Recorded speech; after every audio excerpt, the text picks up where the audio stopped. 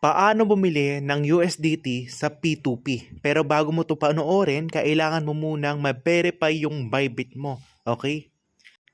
Panoorin nyo lang to kung paano ko gawin. But by the way guys, yung payment method ko rito, GCash siya GoTime. Pwede kayo mamili kung anong gusto nyong payment method. Kung BPI, BDO, Bank, e-wallet, Maya, etc. Pwede. Sundin nyo lang to para at least hindi kayo maiwan. Okay? So guys, sundan nyo lang to. Yan, katulad niya, bumili ako dyan, nag-buy ako dyan ng USDT. Then from there, naglagay ako ng pera ng 8,932. Bakit? Bakit 152 USDT yung binili ko? Kasi meron tayong tinatawag na gas fee. Okay, meron tayong gas fee sa economy na $1. Then doon sa mismong TRC or yung gas fee naman dito sa Bybit, nasa 1.6 USDT. So, total niya 2.6. Pero, mas okay maglagay tayong allotment na 3. So, $149 plus $3, that's $152 para to make sure lang hindi tayo magkulang.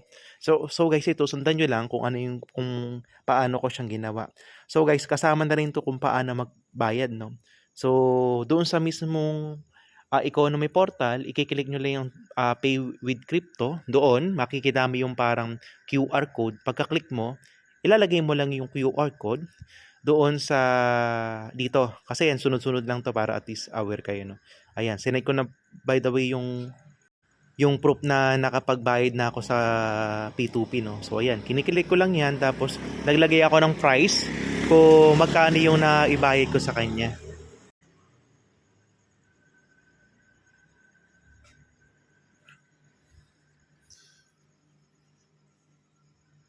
So yan, okay na, complete na, no. So syempre, kailangan i-verify muna natin yung authentication ko doon sa Google Authentication. Dapat may Google Authentication tayo bago tayo mag-transfer ng pera. Okay, so yan, nakalagay dyan US. Yan, USD. So kailangan pumunta muna tayo sa My Holdings para ma-convert natin yung USD to USDT. So yan, imamax natin yan. Okay. Pagka max, unstick natin. So pagka unstick yan, nasa USDT na, converted na siya into USDT. Ayan, so naandyan na yung pera. Then balik tayo sa mismong yan, USD. Yan, i-withdraw na natin yung pera.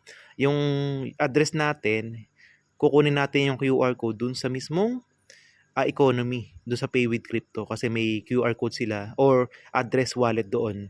So pagka-click natin yan, amount kung magkano, 150 kasi yung nakalagay doon ang ilalagay natin. Okay, hindi siya 153 150 lang. Okay, dyan yung authentication code sa email tsaka Google Authentication code. And that's it. So